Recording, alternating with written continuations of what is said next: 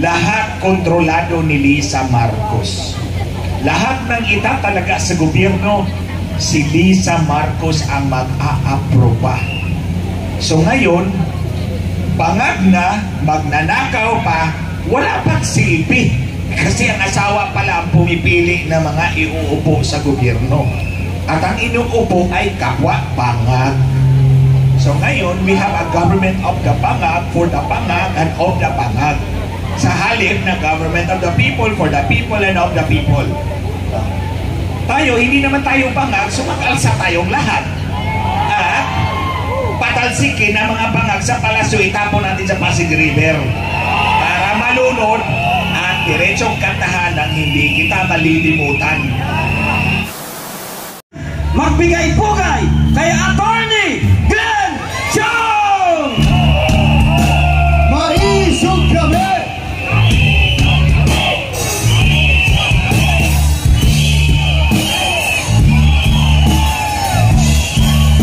Magandang gabi po sa inyong lahat. Jimmy, thank you for coming over. Pero sana ang kinanta mo ay hindi kita malilimutan. Sino bundok yun? Nabalitaan ninyo? Ospital kahapon. Mukhang sinakal ng asawa ka. Ng asawa na may hawak ng bintik niya. Buntot niya. Anyway, hindi na po niya kailangan ng make-up at formalin. Malapit na. Kabaong ready na. Matatapos na rin ang paghihinap ng taong bayan. Kanina, uminit na, di po ba? Uminit na po kanina eh. Akala ko tuloy-tuloy na biglang umulan. Wala akong pagduluduhan si Lisa Marcos baka cloud seeding na naman. Bruha talaga yan. Lahat tayo mga kababayan na budol dahil may voodoo sila. Mangkukulam yung babaeng yan, di ba? Mukhang mangkukulam. Ito tayo muna, magsimula tayo sa flood control. Dati, nung bumaha, ang barko ang pinagbintangan. Napundol daw ng barko ang flood control projects niya kaya bumaha. Ngayon ang hangin. Mga kababayan, ipikto yata yan ng cocaine. O, di ba? Di mo na alam kung sa susunod, ano na naman ang pagbibintangan ni Marcos Jr. Basta ang alam natin, suminghot siya, di po ba? Nakita niyo yung video? O, totoo yun. Siya yun. Kilala ko yung tao na yan. Magkasama kami ng 6 na taon. 6 na taon na tumulong ako sa kanila. Andito ako, hindi lamang para sa KOJC, kay Pastor Kibuloy. Kibuloy, saan ka makakakita ng mag-serve ng warrant of arrest na 8 araw na? 8 araw na ba? 11. Oh. Doon na yata na tama si Jimmy, ginawang hotel ang KOJC compound na mga pulis. Nakita niyo isang matanda na nagsuot ng PE uniform ng pulis? Parang miniro yata yun eh. Tagabungkal ng lupa. Oh, ginamit ng mga pulis. Dito tayo dahil ako meron akong issue kay Marcos. Ulit-ulitin ko yan. Una, si Marcos ay walang mandato bilang Pangulo ng Pilipinas. Bakit? Dahil ang asawa niya ay nakipag-meeting sa may-ari ng Smartmatic bago ang halalan. Sino ang nagsabi sa akin? E di siya, dakilang po. Sinabi niya, guys, nandyan ako ha, I have a meeting with the owners of Smartmatic. I need 2 technical guys with me. Tapos sabay lumingon sa akin at sinabi, but not you because they hate you so much. Tingnan mo po talaga. Pinuking niya ang sarili niya. So gumawa ako ng sinumpaang salaysay, nilatag ko lahat ng ebidensya. Yung kausap ni Lisa Marcos, yun yung may-ari ng Smartmatic na kinasuhan ngayon sa Florida. Dahil sinuhulan nila ang chairman ng COMELEC dati ni Andres Bautista ng $1 milyong. Oh. Kung manuhol ka ng $1,000,000, ang ibig sabihin, mandaraya ka rin talaga. Matagal na, 14 na taon na akong nakikipaglaban para sa inyo na maging malinis ang ating halalan. Kasi kung mabibili ang ating halalan, sino ang ba ang bibili? Waiting Lord, drug lord, crime lord, lahat ng lord na wala sa langit. Lahat ng lord na galing sa impyerno, kakunsaba ni Lisa Marcos. O, yan ang uupo. At pag yan ang uupo, saan tayong lahat pupulutin? Anong kinabukasan meron ng ating mga kabataan? Wala. Kaya nilabanan ko sila at dumating sa punto na kailangan kong ipalabas ang nalalaman ko, pinalabas ko yan, sinumpaan ko yan. Para ipakita ko sa inyo na totoo lahat ang mga sinabi ko. Tingnan ninyo, ilang beses na ba ako nandito? 4 na beses, pang-4 na to. Every time nandito ko, hinahamon ko itong dalawang mag-asawang pangak. Ang national drug addict at ang national drug pusher. Ang drug addict si Bongbong Marcos. Ang pusher si Lisa Marcos. Do you want? Oh. Do you want? Oh. Sabi niya kay Cathy Dina. So, itong dalawa, drug addict at drug pusher, oh, hinahamon ko sila, kasuhan niyo ako doon sa sinumpaang salaysay ko. Hindi nila ako kayang kasuhan dahil totoo lahat ang mga sinabi ko. Minanipula mo ang eleksyon mo. Alam niyo mga kababayan, mabigat ang kalaban ni Marcos Jr., incumbent Vice President. Di po ba? Si Leni Robredo, na inaakusahan nating lutang. Mas lutang pa pala ito eh. Oh. Dahil si Leni Robredo ay incumbent Vice President at minsan nang tinalo si Marcos, expected nila na makakahatak ng boto ni Marcos pababa. Dahil mas maraming makakakuha ng maraming boto si Leni Robredo. Pero si Inday Sara enjoys the popularity of his father, incumbent president, walang mabigat na kalaban, expected sisipa ng gusto si Inday Sara. So mas mataas ang boto ni Inday Sara, mababa ang boto ni Marcos, hindi nila matanggap-tanggap yan.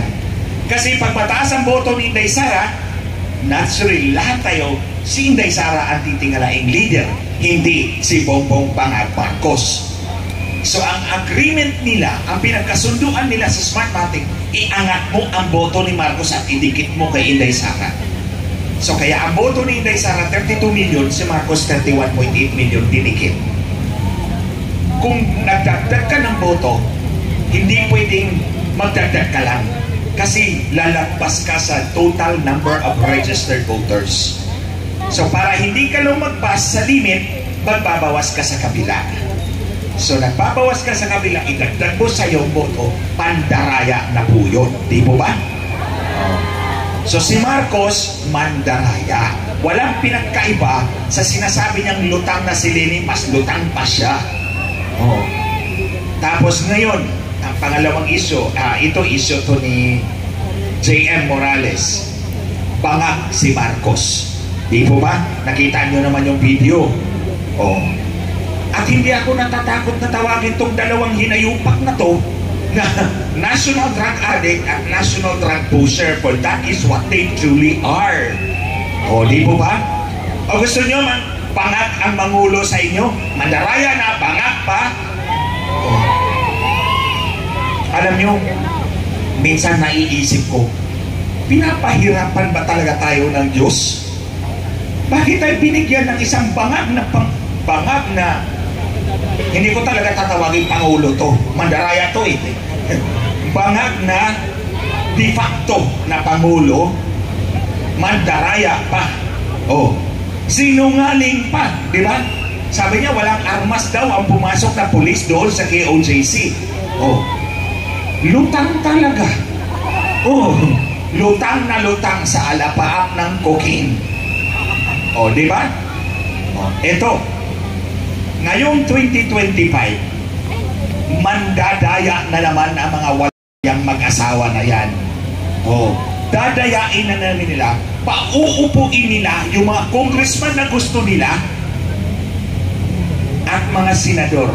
Dahil kung hindi nila mapatupad ang impeachment ni Inday Sara ngayong mga panahon na to, i-impeach nila after 2025. Papayag ba kayo sa kanyang karapalang trabaho?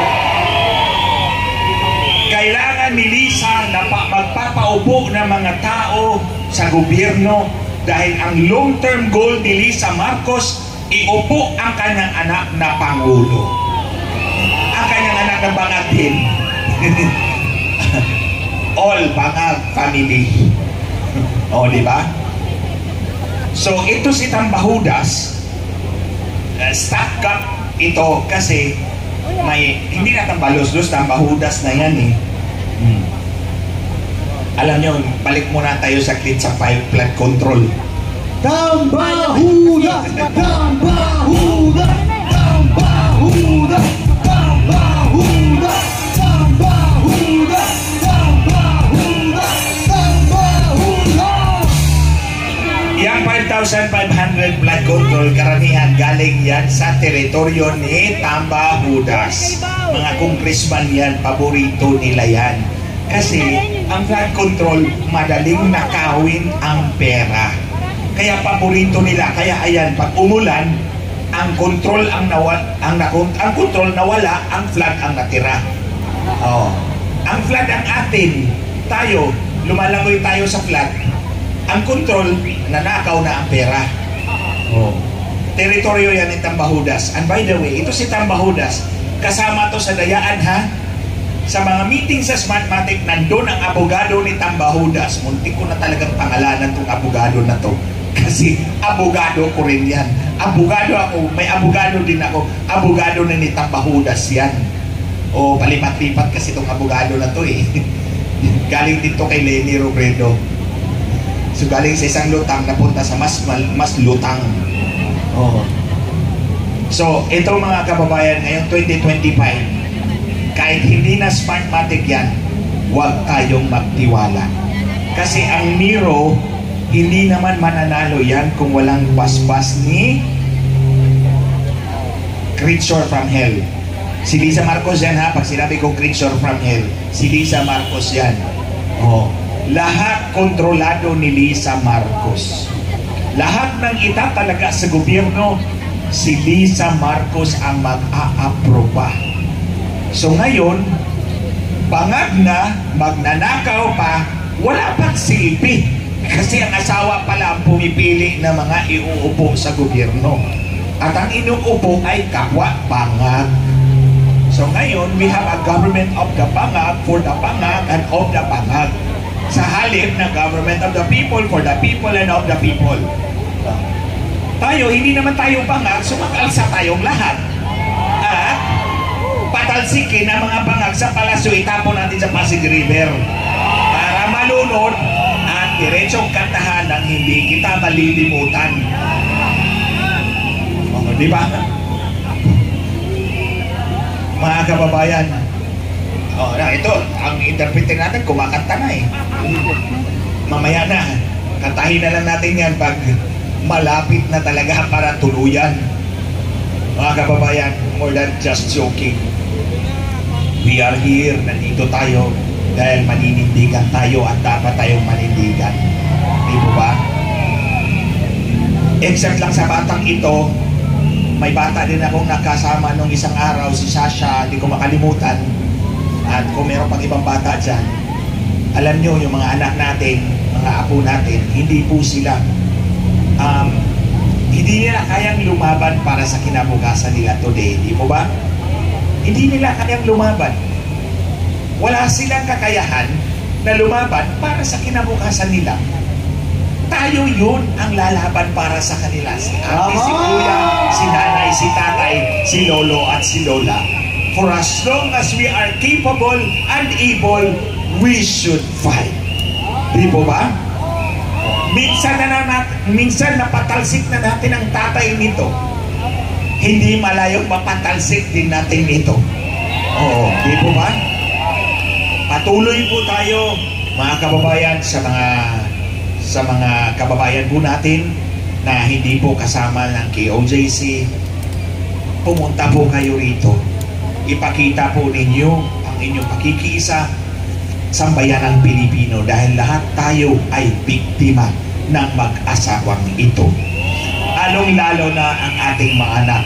Mantakin nyo mga kababayan, si Lisa Marcos ay maghahari-harian na 6 na taon ni Pangag Marcos, 6 na taon ni Tambahudas at 6 na taon ng kanyang anak. 18 taong magre-rena-renahan ang creature from hell. Oh. Gusto nyo ba yan? Naku po, ewan ko na lang kung saan tayong lahat pupulutin. Now we stand today to fight for our future tomorrow. Magkaisa po tayo sa mga kababayan po natin. Araw-araw po kaming nandito. You are welcome to come, join us, and call for Marcos to resign. Kung hindi po siya nagre-resign, itako natin sa Pasig River ang mga na to. Maraming salamat po.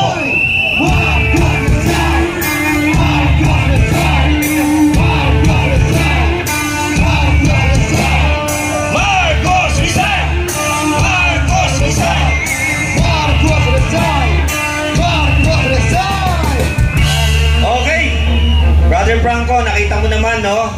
Napaka detalyado na sinasabi ng ating mga resource persons. Iba talaga ang ating election fraud advocate na si Atty. Glenn Chong ay talaga naman nilalabanan ang lahat ng kasinungalingan, especially sa loob na nangyayari sa Malacanang na talaga naman yung mga main players pinangalanan, walang intro-intro. Kaya mga kababayan, magsilbi tong lesson sa susunod na eleksyon! At dahil dyan, partner, palakpakan po natin muli ang maisog nating resource person, Atty.